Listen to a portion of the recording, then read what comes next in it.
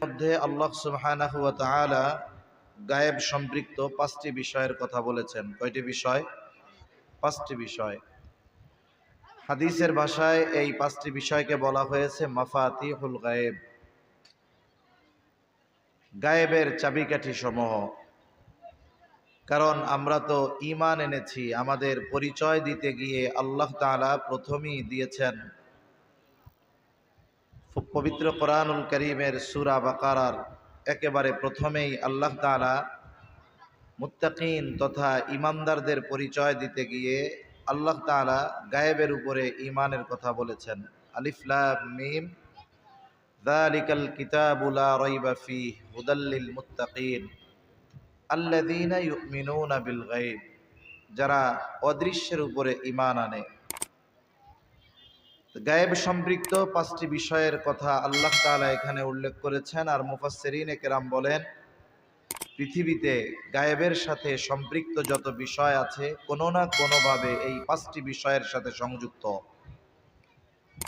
আল্লাহ তাআলা এই আয়াতে প্রথমেই কিয়ামত কখন সংগঠিত হবে এই ব্যাপারে আল্লাহ তাআলা জানিয়ে দিয়েছেন যে কিয়ামত সংগঠিত হওয়ার সুনির্দিষ্ট সময়ের জ্ঞান একমাত্র আল্লাহ তাআলা ছাড়া আর কারো কাছে নাই।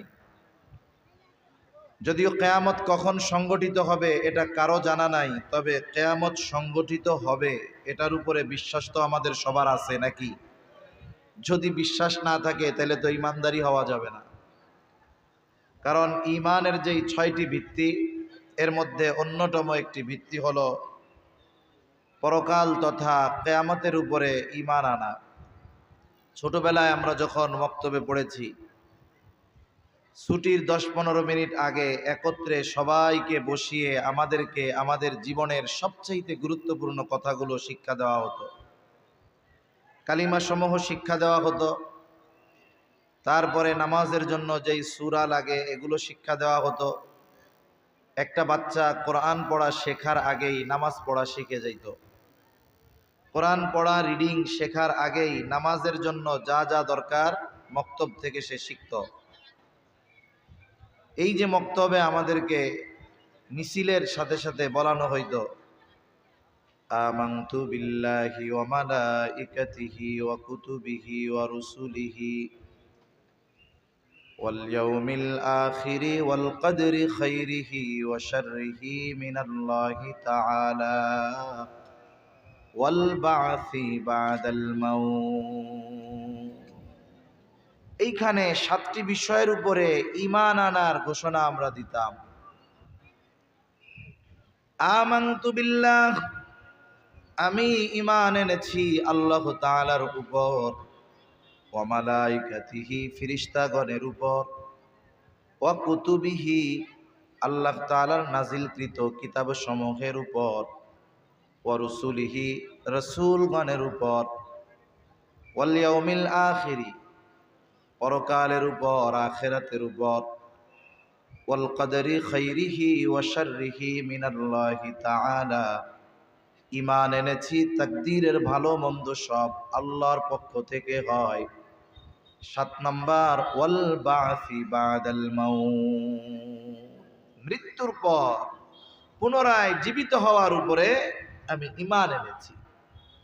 এখানে যদিও 7টা কথা আছে, কিন্তু এর মধ্যে একটি হলো 2 in 1, একের মধ্যে 2, ওয়াল ইয়াউমিল আখিরি আর ওয়াল বা'সি বা'দাল মাউত, এই দুইটা মূলত এক।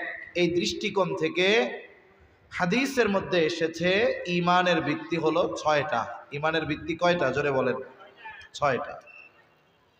একেবারে পরকাল সম্পৃক্ত সব বিষয়ের উপরে ঈমান এনেছি। পরকাল সম্পৃক্ত গুরুত্বপূর্ণ একটা বিষয় বলে কিয়ামত। কিয়ামত কখন সংগঠিত হবে? বলে ছোট কিয়ামত তো ব্যক্তির মৃত্যুর সাথে সাথে শুরু হয়ে যায়। যখন কেউ মারা যায় ওই সময় থেকেই তার ব্যক্তিগত কিয়ামত শুরু হয়ে যায়। তবে কিয়ামত দ্বারা আমরা যেটাকে উদ্দেশ্য নেই যে পৃথিবী ধ্বংস হয়ে যাবে, পাহাড় সমূহ তুলার ন্যায় উঠতে থাকবে, আসমান খসে পড়বে, সমগ্র পৃথিবীর সব সৃষ্টি আল্লাহ যেগুলো চান সেগুলো ছাড়া সবাই মৃত্যুবরণ করবে, এইটা কখন হবে? বলে এই বড় কিয়ামত কখন সংগঠিত হবে এর একমাত্র সুনির্দিষ্ট সময় যিনি জানেন তিনি কে? আরো জোরে বলেন না, কে? আল্লাহ। তবে কিয়ামত সংগঠিত হবে এটার উপরে বিশ্বাস রাখতে হবে, যার বিশ্বাস নাই সে বেঈমান। কিয়ামত সংগঠিত হওয়ার সুনির্দিষ্ট সময় জ্ঞান আল্লাহ তাআলার কাছে। এই জন্য আল্লাহ তাআলা বলেন ইন্নাল্লাহা ইনদাহু ইলমুস সাআহ, আল্লাহ তাআলার নিকটেই কিয়ামতের ইলম, তার মানে কিয়ামত কখন সংগঠিত হবে এটা আল্লাহ ছাড়া কেউ জানে না। এমনকি কোন নবী রাসূল জানে না। আমার আপনার নবীজি তিনিও কিয়ামত কখন সংগঠিত হবে জানেন না। আমাদের দেশে কিছু ভাই আছে যারা নবীজিকে মোহাব্বত করে, কিন্তু মোহাব্বত করতে করতে একটা সময় আল্লাহ তাআলার গুণাবলীর সাথে নবীর গুণাবলীকে মিলায় ফেলে, নবীজিকে আল্লাহর সমকক্ষ হিসাবে দাঁড় করিয়ে দেয়। কি বলে? যে আল্লাহ যেমন আলিমুল গায়েব, নবীজিও আলিমুল গায়েব। নাউযুবিল্লাহ। নবীর কাছে গায়েবের খবর ততটুকু আছে যতটুকু নবীজিকে আল্লাহ তাআলা জানিয়েছেন। একাধিক হাদিসের প্রমাণ দেওয়া যাবে যে নবীজির কাছে গায়েবের ইলম নাই, নবীজি আলিমুল গায়েব নয়। আবার এটাও মনে করার কোনো সুযোগ নাই নবীজি আলিমুল গায়েব না হওয়ার কারণে ওনার সম্মান মনে হয় একটু কমে যাবে, এটা মনে করার কোনো সুযোগ নাই। এই গায়েবের খবর কিয়ামত কখন সংগঠিত হবে স্বয়ং নবীজিও জানেন না, ওহির বাহক যিনি জিবরাইল আলাইহিস সালাম তিনিও জানেন না। জিবরাইল আলাইহিস সালামও জানে না কিয়ামত কখন সংগঠিত হবে। একটা প্রসিদ্ধ হাদিস আছে যেটাকে বলা হয় হাদিসে জিবরিল। জিবরাইল আলাইহিস সালাতু ওয়াস সালাম মানবাকৃতিতে নবীজির কাছে আসছেন।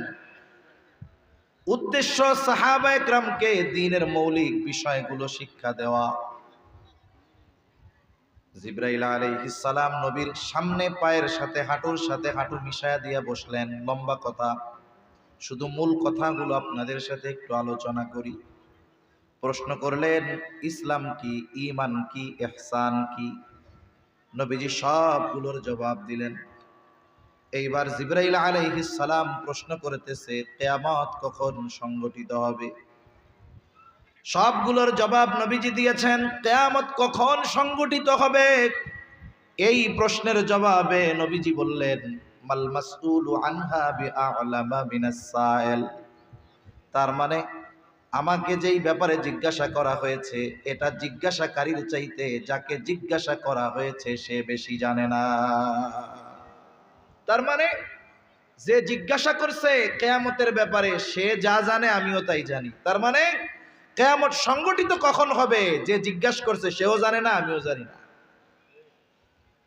তবে কিছু আলামতের কথা, নিদর্শনের কথা বলেন নবীজি সাল্লাল্লাহু আলাইহি ওয়াসাল্লাম। কয়েকটা আলামতের কথা বলেছেন নবীজি। এক নম্বরে এই হাদিসের মধ্যে বলেন আনতালিদাল আমাতু রাব্বাতাহা।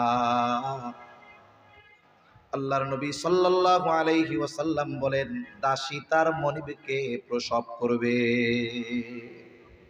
গর্ভধারণ করবে, প্রসব করবে। লম্বা আলোচনা আছে। বর্তমান জামানার সাথে যেই বিষয়টার মিল বুজুর্গানে দিন বলেন যে কিয়ামতের আগে কিছু সন্তান মায়ের সাথে দাসীর মতো আচরণ করবে। এই আচরণটা আমাদের উপমহাদেশে মুসলিম সমাজে একরকম, কিন্তু ইউরোপিয়ান যারা, আমেরিকান যারা, পশ্চিমা কালচার যারা ধারক বাহক তাদের ক্ষেত্রে এই আচরণটা আর একরকম। এরা মায়ের সাথে বোনের সাথে জেনা পর্যন্ত করতে দ্বিধাদ্বন্দ্বের মধ্যে পড়ে না। নাউযুবিল্লাহ। মুসলিম সমাজে এটা কেমন? বলে মায়ের সাথে দাসীর মতো আচরণ করে। এই যেই মা তাকে গর্ভে ধারণ করছে জীবনের একটা সময় এই মাকে সে বোঝা মনে করে।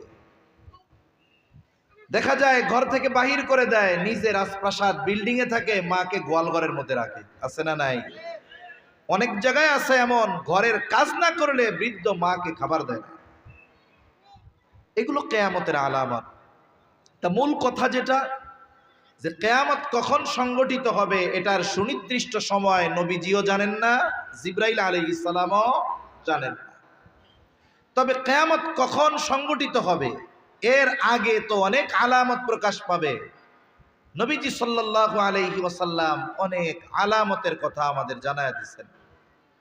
এই কিয়ামতের আগে কিছু গুরুত্বপূর্ণ আলামতের কথা নবীজি জানিয়েছেন, এমন একটা হাদিস আপনাদের সাথে মুযাকারা করার জন্য পাঠ করছি। এই হাদিসের মধ্যে নবীজি বলেন, এই হাদিসের যেই 6টি বিষয়ের কথা নবীজি বলেছেন, এই 6 বিষয় সংগঠিত না হওয়া পর্যন্ত কিয়ামত সংগঠিত হবে না। 1 নাম্বার, নবীজি সাল্লাল্লাহু আলাইহি ওয়াসাল্লাম বলেন, লা তাকুমুস সাআতু হাত্তা ইউকবাদাল ইলম। নবীজি বলেন, কিয়ামত ততক্ষণ পর্যন্ত সংগঠিত হবে না যতক্ষণ না ইলম উঠায়া নেওয়া হবে। যতক্ষণ ইলম উঠায়া না নেওয়া হবে ততক্ষণ পর্যন্ত কিয়ামত সংগঠিত হবে না। তার মানে কিয়ামতের আগে দুনিয়ায় ইলম থাকবে না। ছোটবেলায় গল্পে গল্পে শুনতাম কিয়ামতের আগে কোরআন হাদিস উঠা যাবে, ইলম উঠে যাবে। এখন কোন পদ্ধতিতে উঠবে? ওই সময় মানুষ গল্প বলতো। সব গল্প তো আর সত্য না। মানুষ অনেক সময় নিজের মন মতো সাজায়া বলতো আর কি, কথা বলতো এরকম। ইমাম সাহেব ফজরের নামাজে দাঁড়াবে, তাকবীরে তাহরিমা বলবে, আল্লাহু আকবার, সানা পাঠ করবে, আউযু বিল্লাহ বিসমিল্লাহ বলে কোরআনের তিলাওয়াত শুরু করবে। কিন্তু আউযু বিল্লাহ বিসমিল্লাহ বলবে, কিন্তু তার জবান দিয়ে সূরা ফাতিহা বের হবে না। এখন উনি কি করবেন? চিন্তিত হয়ে যাবেন। ইমাম সাহেব যদি কেরাত না পড়তে পারে, অথবা ইমাম যদি কেরাতে ভুল করে, পেছন থেকে মুক্তাদি লোকমা দেয়, মনে করায়া দেয়, অবস্থা এমন, ইমামও দাঁড়ায় থাকবে, মুসল্লিরাও দাঁড়ায় থাকবে, কারো মুখ দিয়ে সূরা ফাতিহা বের হবে না। এইবার ইমাম সাহেব মসজিদের তাকে কোরআন খুঁজতে যাবে, যে সূরা ফাতিহাটার দিকে একটু নজর দিয়া নেই। এইবার কোরআন খুলবে, দেখবে গত রাত্রে কোরআনের মধ্যে যেই কালো কালি দিয়ে লেখা ছিল কিছুই লেখা নাই, সব পাতাগুলো সাদা হয়ে গেছে। এটা হলো ছোটবেলায় শুনতাম যে এইভাবে কোরআন হাদিস উঠায়া নিবে। কিন্তু নবীজি সাল্লাল্লাহু আলাইহি ওয়াসাল্লাম জানায় দেন ভিন্ন কথা। নবীজি বলেন, আল্লাহ তাআলা এইভাবে কোরআন হাদিস দুনিয়া থেকে উঠায়া নেবেন না। আল্লাহ তাআলা বান্দার অন্তর থেকে একত্রে ইলম উঠায়া নেবেন না। ইলম কিভাবে উঠায়া নেবেন? নবীজি সাল্লাল্লাহু আলাইহি ওয়াসাল্লাম বলেন, আল্লাহ তাআলা আলেমদেরকে উঠিয়ে নেওয়ার মাধ্যমে ইলম উঠায়া নিয়ে যাবে। ইয়াকবিদুল ইলমা বিকবদিল উলামা। আল্লাহ তাআলা আলেমদেরকে উঠিয়ে নিয়ে যাওয়ার মাধ্যমে ইলম উঠায়া নিয়ে যাবে। আজ থেকে 100 বছর আগে যেই সমস্ত আলেম ছিল, 150 বছর আগে যারা দুনিয়ায় ছিলেন, কাসেম নানুতুবি রহমাতুল্লাহি আলাইহি, রশিদ আহমদ গাঙ্গুহি রহমাতুল্লাহি আলাইহি, আশরাফ আলী থানভী রহমাতুল্লাহি আলাইহি, মুফতি আজম শফি রহমাতুল্লাহি আলাইহি, এনাদের ইলম যেমন ছিল, বলেন তো এখনকার আলেমদের ইলম ওনাদের মতো নাকি? না। তার মানে আমাদের অতীতে যারা চলে গেছে তাদের কোরআন হাদিসের যেই বুঝ, সেই বুঝ আমাদের মধ্যে নাই। এজন্য কিয়ামতের আগে আল্লাহ তাআলা কোরআন হাদিসের লেখা উঠায় নেবেন না।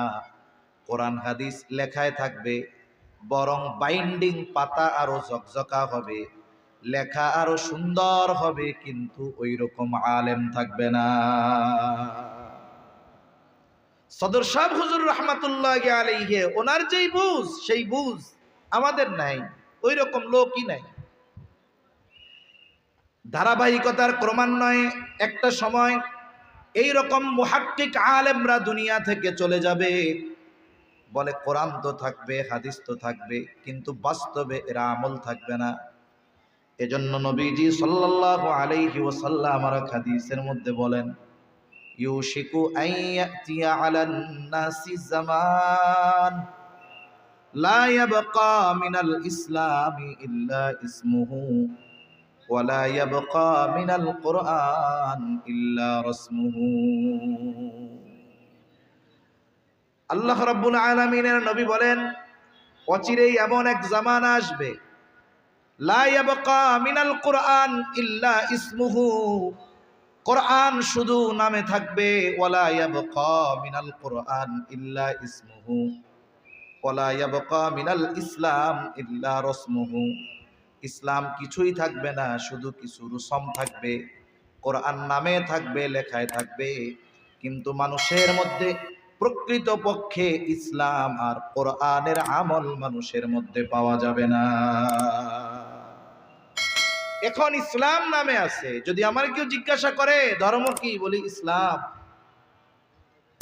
সংবিধান কি, জীবন বিধান কি, বলে কোরআন। বলি ঠিক, কিন্তু না আছে আমার আপনার মধ্যে পরিপূর্ণ ইসলাম, না আছে আমার আপনার মধ্যে কোরআন।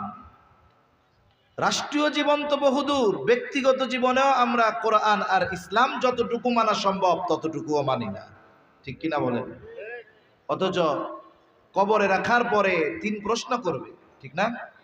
এই ভাই, এত কথা কন কেন? এত জোরে জোরে কথা বলেন কেন? চুপ করেন। অনেকক্ষণ ধরে বলতেই আছেন, কথা বলবো, কথা বললে একটু দূরে যাব।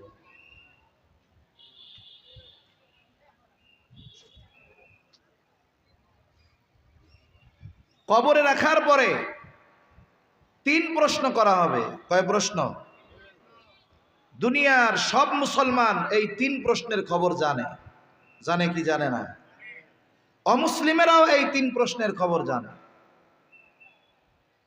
আল্লাহ রাব্বুল আলামিন এই প্রশ্ন আউটের ব্যবস্থা করে দিয়েছেন।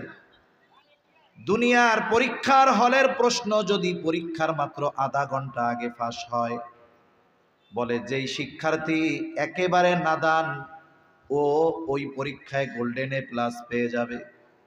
কিন্তু কবরের 3 প্রশ্নের জবাব আউট হয়ে গেছে আগেই। কিন্তু বাস্তবতা হলো জায়গা মতো তথা পরীক্ষার হলে গিয়ে এই 3 প্রশ্নের জবাব দেওয়া বড় কঠিন।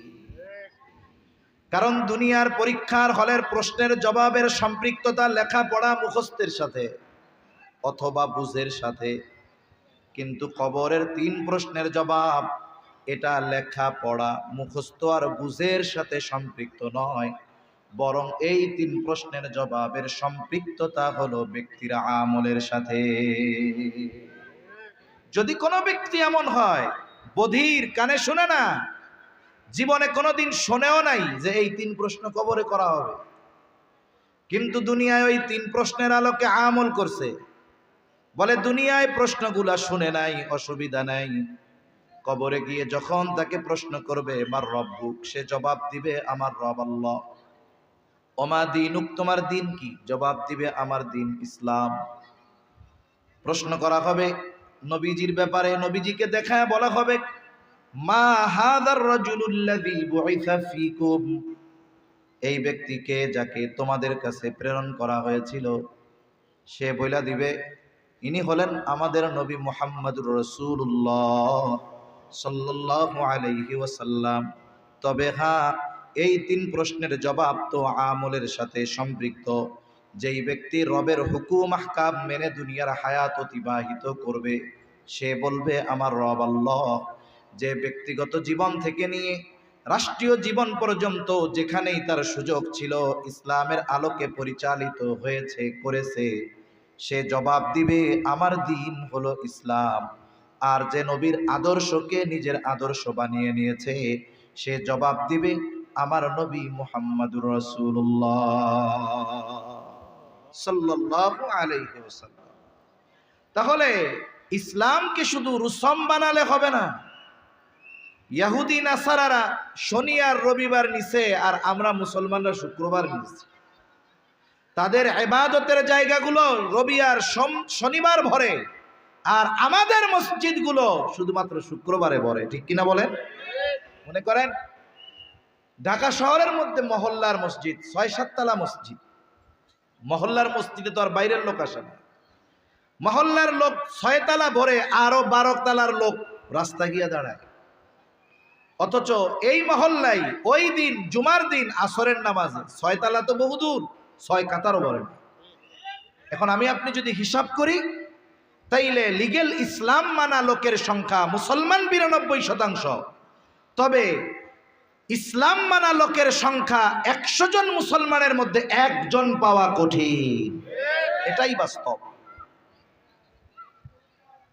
যাই হোক, মূল কথা থেকে অনেক দূরে চলে গেছে।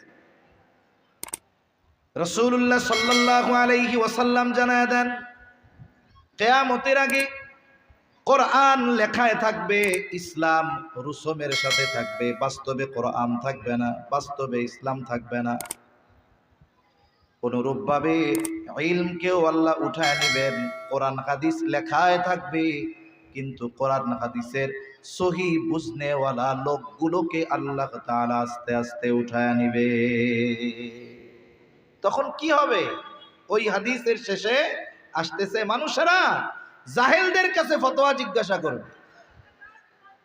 মানুষ জাহেলের কাছেও জিজ্ঞাসা করতে পারে, আবার এখন তো মানুষের কাছেও যায় না, এখন চ্যাট জিপিটি, মোবাইল আর গুগলের কাছে যায়, ঠিক কিনা বলেন?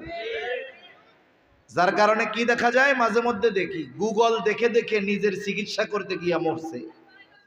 ওই রকম ইলমের একটা চেন আছে, এই কোরআন হাদিস শিক্ষার একটা চেন আছে। একজন আলেম, তিনি ইলম অর্জন করেছেন কার থেকে, এভাবে তার সনদ আছে, চেন আছে। দেখা যাবে এই আলেম সর্বশেষ ইলম অর্জনের মাধ্যম শুরু হলো স্বয়ং রাসূলুল্লাহ সাল্লাল্লাহু আলাইহি ওয়াসাল্লাম থেকে। এজন্য মুহাক্কিক আলেমদের থেকে ইলম নিলে পথচ্যুত হওয়ার সম্ভাবনা কম। কিন্তু আমরা যদি মোবাইল আর গুগলকে, ইউটিউব আর ফেসবুককে আমাদের ইমাম বানায় ফেলি, তাইলে এটা আমাদের জাহান্নাম পর্যন্ত পৌঁছায় দেবে। জামানা এরকম আসবে, জাহেলদের থেকে ফতোয়া জিজ্ঞাসা করবে, আর ওই জাহেল মূর্খ অজ্ঞ এমন ফতোয়া দিবে, যারে ফতোয়া দিবে সে আমল কইরা পথভ্রষ্ট হবে, আর যে ফতোয়া দিছে জাহেল, ও তো গোমরা আছে। এজন্য কিয়ামত আমাদের থেকে দূরে থাকবে কতক্ষণ? বলে আলেমরা এই জমিনে অবস্থান করবে যতক্ষণ। এজন্য মুহাক্কিক আলেমদের জন্য দোয়া করা, আর আলেম তৈরির কারখানাগুলোর প্রতি সুনজর দেওয়া। মাদ্রাসা যতদিন থাকবে, বলে ইলম অর্জনের রাস্তা জারি থাকবে, আর এই মাদ্রাসা থেকেই ওই আলেমরা বের হবে যাদের বদৌলতে আল্লাহ তাআলা কিয়ামতকে আমাদের থেকে দূরে সরায় দেবে। তাহলে নবীজি সাল্লাল্লাহু আলাইহি ওয়াসাল্লাম বলেন, 1 নাম্বার, কিয়ামত ততক্ষণ পর্যন্ত সংগঠিত হবে না যতক্ষণ না ইলম উঠায় নেওয়া হবে। আর আল্লাহ তাআলা বান্দার অন্তর থেকে একত্রে ইলম উঠায় নেন না। আল্লাহ তাআলা কেমনে ইলম উঠায় নেন? বরং আলেমদেরকে উঠিয়ে নেওয়ার মাধ্যমে আল্লাহ তাআলা ইলম উঠায় নেয়। 2 নাম্বার, নবীজি সাল্লাল্লাহু আলাইহি ওয়াসাল্লাম বলেন, ততক্ষণ কিয়ামত সংগঠিত হবে না যতক্ষণ না জালজালা বেড়ে যাবে। ওয়াতাকসুরাজ জালাজিলু, তার মানে কিয়ামতের আগে জালজালা বেড়ে যাবে, ভূমিকম্প বেড়ে যাবে। ভূতাত্ত্বিকরা বলেন, পৃথিবীর যেই প্লেট আছে, টেকটনিক প্লেট, এগুলো নড়াচড়ার কারণে ভূমিকম্প হয়। তারা বলেন পৃথিবীতে প্রতিনিয়ত মৃদু আকারের ভূমিকম্প হতেই থাকে। কেন? বলে এই প্লেটের নড়াচড়া সব সময় চলতে থাকে। বলে 1 বছরে নড়াচড়া করে কয় কিলো, কিলো টিলো না, কয়েক সেন্টিমিটার নড়ে। এতটুকু নড়াচড়ায় ভূমিকম্প মৃদু মাত্রার হতেই থাকে। মাঝে মধ্যে যখন একটু দ্রুত, একটু গতি ওইটার চেয়ে বাড়ে, একটু চাপ হয়, বলে তখন 7, 7.5, 8 মাত্রার ভূমিকম্প হয়। ওই মাত্রার ভূমিকম্প যখন হয়, বলে উন্নত বিশ্বের যেই দেশগুলো আছে, সর্বোচ্চ প্রযুক্তি ব্যবহার করে বানানো বিল্ডিং গুলাও কেমন যেন টলমল করতে থাকে। কয়েক বছর আগে তুরস্কে ভূমিকম্পে কি অবস্থা, এরপরে থাইল্যান্ডে হইল, আফগানিস্তানে হলো, হাজার হাজার মানুষ মারা গেছে। বড় বড় স্থাপনা মুহূর্তের মধ্যে ভেঙে পড়ছে। এত প্রযুক্তি দিয়ে বানানো উঁচু উঁচু প্রাসাদ ভেঙে পড়ে যাচ্ছে। আমাদের বাংলাদেশে যদি 7.5-8 মাত্রার হয়, বিজ্ঞানীরা যা বলে তাতে লক্ষ লক্ষ মানুষ মারা যাবে। তবে হ্যাঁ, ঠিক, বাংলাদেশের মানুষ ঈমান আমলে দুর্বল ঠিক, কিন্তু এরপরেও এদেশের মানুষ ইসলামকে অপছন্দ করে এমন ব্যক্তিদের পছন্দ করে না। ইসলামের প্রতি মায়া আছে, নবীর সুন্নাত মুখের মধ্যে নাই, কিন্তু নবীরে যদি কেউ কিছু বলে সহ্য করতে পারে না, ঠিক কিনা বলেন? কোরআন পড়তে পারে না ঠিক, কিন্তু কোরআনের বিপক্ষে কেউ যদি কিছু বলে, কোরআনকে যদি অবমাননা করে, এদেশের মানুষ সহ্য করতে পারে না। এজন্য কি দেখলাম কয়েকদিন আগে এক প্রাইভেট ইউনিভার্সিটিতে, ইস্ট ওয়েস্ট না নর্থ সাউথ ইউনিভার্সিটির মধ্যে কোরআনকে প্রকাশ্যে পা দিয়ে পড়ানো হয়েছে। নাউজুবিল্লাহি মিন যালিক। কি করা হলো?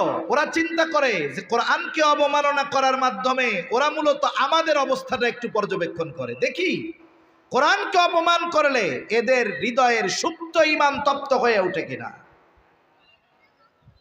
আবার দেখুন, যখনই কেউ কোরআন অবমাননা করে, আল্লাহ এবং তার রাসূলের বিরুদ্ধে বলে, অমুসলিমদের কথা বাদ দেন, একদল মুসলমান ওই জালেমদের পক্ষ নিয়ে ওই কোরআন, ইসলাম, আল্লাহ এবং রাসূল অবমাননাকারীদের পক্ষ নিয়ে তারে পাগল বানিয়ে বিচার থেকে বাঁচাতে চায়, ঠিক কিনা বলে? অমুসলিমেরা পক্ষ নিবে ভিন্ন কথা, কিন্তু মুসলমানেরা তাদের পক্ষ অবলম্বন করে, বলে এটা পাগল। পাগল টের পাও কখন? যখন আল্লাহ রাসূল কোরআন অবমাননা করে তখন, এর আগে পাগল আর টের পাও না, তাই না? দুনিয়ার যত পাগল আছে কেউরে কোনোদিন দেখলাম না বাইবেল পুড়াইল, দুনিয়ার কোন পাগলরে দেখলাম না কোনদিন ত্রিপিটক পুড়াইল, দুনিয়ার কোন পাগলরে দেখলাম না অমুসলিমদের উপাস্যদের নিয়ে গালাগালি দিল। সব পাগল আল্লাহ রাসূল আর কোরআন অবমাননা আর বকা দেওয়া শিখে, তাই না? আমাদেরকে এই ভূগোল বুঝ দিলে হবে না, মনে রাখতে হবে। আবার এই বিষয়কে কেন্দ্র করে এমন বিশৃঙ্খলা করার সুযোগও নাই যাতে করে বহির্বিশ্বের সামনে মুসলমানদেরকে সন্ত্রাসী আর জঙ্গিভাবে উপস্থাপন করা যায়। এই সুযোগও নেওয়ার কোনো সুযোগ ইনশাআল্লাহ দেওয়া হবে না। এজন্য আমরা রাষ্ট্রীয়ভাবে আইন চাই। আজ পর্যন্ত বাংলাদেশের ইতিহাসে এমন একজন লোককে দেখান যেই ব্যক্তি অন্যান্য ধর্মাবলম্বী যাদের আছে বাইবেল পুড়াইছে, পাড়াইছে, একটা দেখাইতে পারবেন? বৌদ্ধদের ধর্মীয় গ্রন্থ ত্রিপিটক পাড়াইছে, পুড়াইছে, দেখাইতে পারবেন? তাদের উপাস্যদের নিয়ে বকা দিয়েছে, গালাগালি দিয়েছে, এটা কেউ দেখাতে পারবে না। বরং ইসলাম আমাদেরকে অন্যান্য ধর্মাবলম্বী যাদেরকে উপাস্য হিসাবে গ্রহণ করেছে তাদেরকে বকা দিতে ইসলাম আমাদের নিষেধ করেছে। এজন্য মনে রাখতে হবে, এদেশে যদি বসবাস করতে হয় শান্তির সাথে, ইসলাম এবং মুসলমানদেরকে, আল্লাহ এবং রাসূলকে সর্বোচ্চ রেসপেক্ট করেই এদেশে অন্যান্য সব মানুষের শান্তিপূর্ণ সহ অবস্থান সম্ভব, এছাড়া সম্ভব নয়। আমরা শান্তিপূর্ণ সহ অবস্থানে বিশ্বাসী। আচ্ছা, দুর্গাপূজা চলছে, ওয়াজ মাহফিলও চলছে, কোন ওয়াইজ আপনাদেরকে এই কথা বলছে যে দুর্গাপূজা চলতেছে, হিন্দুদের বকা দিবেন, মন্দিরে গিয়া মূর্তি ভেঙে দিবেন? কেউ বলছে? সর্বোচ্চ আকারে নিষেধ করা হয়েছে এই বিষয়গুলো। তবে হ্যাঁ, ঈমানের যেই দাবি নিষেধ করা হয়েছে যে কোন মুসলমান যেখানে শিরকি কর্মকাণ্ড চলে ওখানে যেতে পারে না, তাদের কাছে বা তাদের ওই পূজার অনুষ্ঠানে যাওয়ার ব্যাপারে নিষেধ করা হয়েছে। কিন্তু তাদের ধর্মীয় কালচার পালনে বাধা প্রদান তো বহুদূর। বরং আমরা প্রশাসনের কাছে বলেছি যে এদেশের নাগরিক হিসাবে তাদের সিকিউরিটি পাওয়া, নিরাপত্তা পাওয়া, এটা তাদের অধিকার, এটা তাদেরকে গভর্নমেন্টের দিতে হবে, ঠিক কিনা বলে? এজন্য এই সুন্দর সহ অবস্থানপূর্ণ এক দেশ যেখানে সব ধর্মের মানুষ শান্তিপূর্ণভাবে বসবাস করে, এখানে মাঝে মধ্যে কিছু লোককে পাগল সাজিয়ে কোরআন অবমাননা করে মুসলমানদের হৃদয়ে আঘাত দেওয়া, এটা কিন্তু বারবার বরদাস্ত করা হবে না ইনশাআল্লাহ। এ ব্যাপারে রাষ্ট্রীয়ভাবে আইন জারি করা দরকার। তা সম্মানিত উপস্থিতি, বলতেছিলাম কিয়ামতের আগে জালজালা, ভূমিকম্প বেড়ে যাবে। বাংলাদেশে হয়তো হওয়ার মতো সম্ভাবনা, কিন্তু আল্লাহ দেয় না কেন? বলে এদের অন্তরে আল্লাহ এবং রসুলের মোহাব্বত আছে, এজন্য হয়তো ঝুঁকিপূর্ণ দেশ হওয়ার পরেও আল্লাহ তাআলা হেফাজত করে। ঠিক কিনা বলেন? এদেশে অসংখ্য উলামা একরাম আছে, অসংখ্য মাদ্রাসা আছে, আমরা হয়তো গোনা করি, কিন্তু এই দারুল উলুম মাবিয়া ইসলামিয়া মাদ্রাসার হেফজখানার ছোট ছোট নাবালক বাচ্চারা গভীর রাত্রে উঠে আল্লাহর কালাম তিলাওয়াত করে। ঠিক কিনা বলেন? এই যে লক্ষ লক্ষ হাফেজে কোরআন, হাজার হাজার হিফজখানা, হয়তো এদের বদৌলতে ঝুঁকিপূর্ণ অবস্থায় থাকার পরেও আল্লাহ তাআলা বড় মুসিবত দেন না। তাহলে কিয়ামতের আগে জালজালা বেড়ে যাবে।